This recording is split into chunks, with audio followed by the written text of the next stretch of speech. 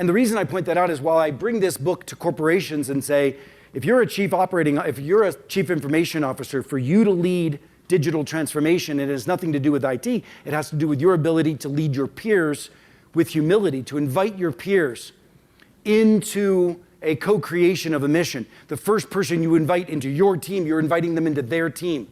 You're not on a pedestal, you're actually serving them.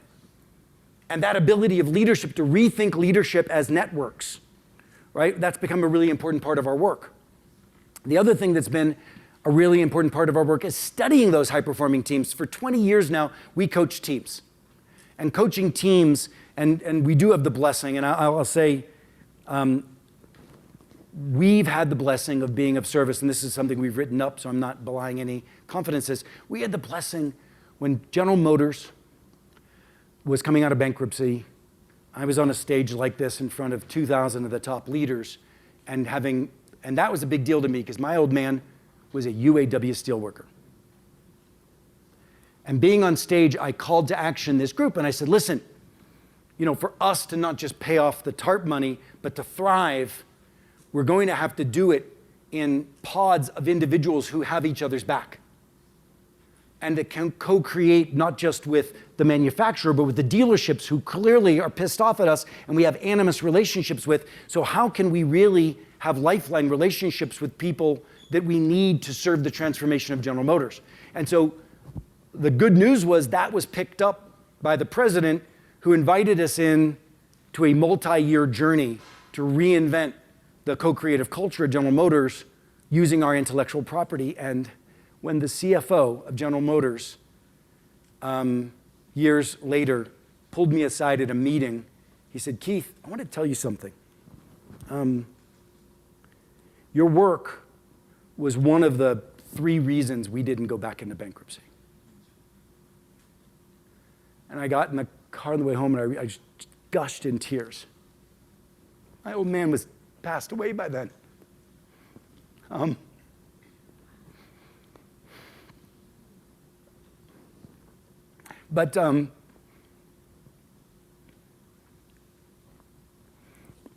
Yeah, he knew. I believe that he knew. But I wish I would have been able to get him on the phone with the CFO of General Motors.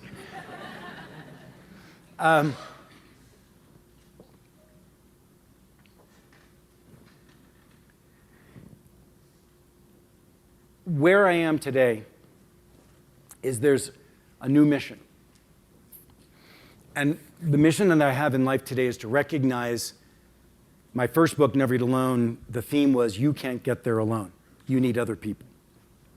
And today I realize you need to host a beautiful set of souls who collectively can achieve disproportionately extraordinary things.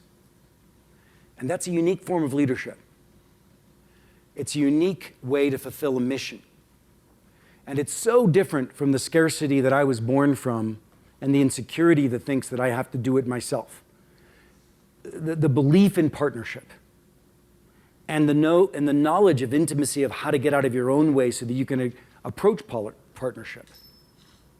I haven't shared much about my personal life along the way, but I had 2 marriages to 2 amazing men.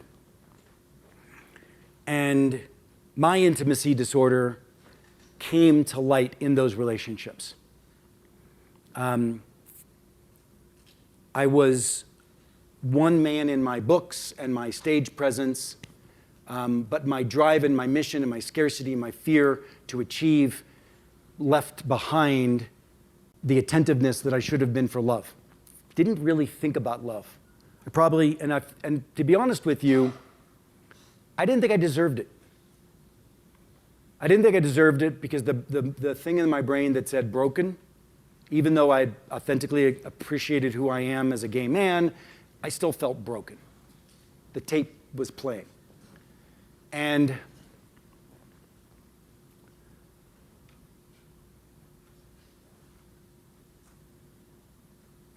as a father, and I had 2 foster children at the time, and I always joke that the gays are put in this planet to take care of the ones you straights don't. I now consider myself a proud papa of 6 boys. And the turning point for me out of desperation was plant medicine. I'd heard about this thing called ayahuasca. And I was like, I'm not going to find love. That's just not me. I'm not hardwired for that. And I'm not a good person. There's still that shame that it was underlying. There was nothing, there were certainly things in my behavior that I could point to reinforce that I'm not a good person. But on the big picture things, I don't know why I could diagnose that. But I would constantly, that's what I would see. And through what Austin showed you in brain chemistry re-engineering and hardwiring, I started to find a different path. The one thing I knew for myself is I wasn't going to get married again until I could love myself and know that I would love the next person like they deserved to be loved, was my holding out for an 8-year period. But if it wasn't for the work that I did with ayahuasca and psilocybin, through journeys, highly curated by professionals. I do not believe that this is something that should be taken lightly, that shouldn't be something you should joyride over. It's not a recreational substance. It's a healing tool that needs to be curated. But it made me open to love and to a new sense of purpose and partnership. In 2020, I swiped right for the last time in my life. And I'm in love today in a way that I'm so blessed. If I think about the big things that have been my seeker opportunities, prayer in the most nascent stages, Vipassana, coaching and therapy, Tony Robbins conferences, Al-Anon, by the way, the Dalai Lama said years ago, God's greatest gift to humanity was the 12 steps. If any of you have not studied the big book of the 12 steps, it's one of the most extraordinary paths to personal recovery that any of us could follow. When I wrote Who's Got Your Back, I found it because I was looking for peer groups that were supportive of each other to the point of transformation. I found it in Weight Watchers, I found it in YPO forums, I found it in AA. And I studied and went to Al-Anon and discovered the power of a group of people who wouldn't let each other fail. And it was one of the most beautiful awakenings. If I look at all of the little pivots of seekerdom that I had, and then no question, plant medicine. But I'll have to tell you, what right now is my greatest healing journey? It's my love. And I didn't think about that until I heard some of the early presentations. I realized the reason that even plant medicine right now may not be calling me as much as it was before was because I've got the most beautiful healing energy. I don't want to let that man down. I want to be the man that is in this relationship that honors the person I'm in love with. I've got so much work to do. Seriously. Maybe that's my scarcity mind speaking. I think probably the greatest achievement that's next for me is real acceptance. Not acceptance of my sexuality, but acceptance of what I've got. Right? That financial exercise, that beautiful sitting, meditating, what do you think of when you think of finance? I think of failure. When I think of money, I think of failure.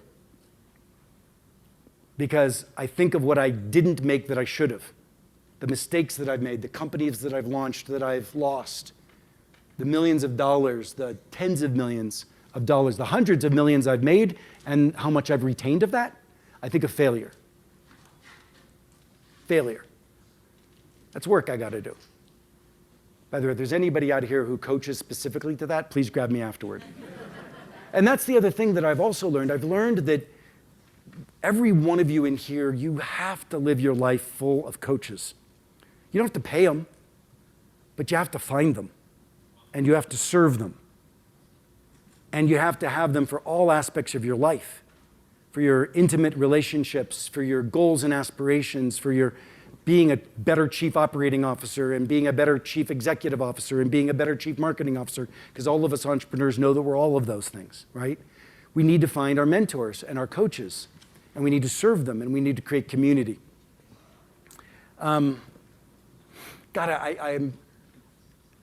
This is a big one. I just put it out there to you. My conflict avoidance has always been, how many people in this room have a difficult with conflict and candor? Raise your hands. Oh, beautiful. Thank you for that. Goosebumps. This has got to be on the top of your list. It's the greatest freedom that you can give yourself when you can give yourself candor, transparency, when you can give yourself the honoring of your own voice. And it's one of the most powerful things that I highly recommend that we focus on.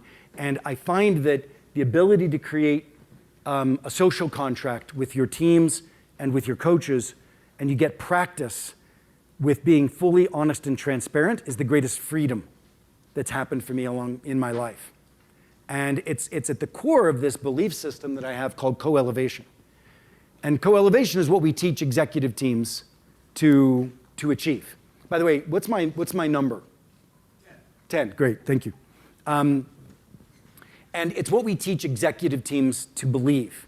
And I'll share with you, let me go back. The contract of a group of people committed deeply to achieving a mission, but also deeply committed to lifting each other up while achieving that mission. That's the principle of co-elevation. We're committed to a mission, and we're committed to each other. That means that we will not withhold the truth. We will not be conflict avoidant. We will share with each other what we're feeling. As a leader, leadership is not about you giving feedback. Leadership goes one step further. Your ability to get your team to give each other feedback. That's mind-blowing. Think about that. The co-elevation leadership, I believe fundamentally we need to move from leadership as the focus, and we need to move to teamship as the focus. And that's what I've been bringing to Fortune 100s, CHROs. And I sit with those executive teams, the CEO and the executive team, for them to realize that just because there's 3 different divisions, they are not sitting in the room, but they are sitting in the room with an enterprise goal, and they are each other's feedback. For entrepreneurs, it will free up 30% of your time.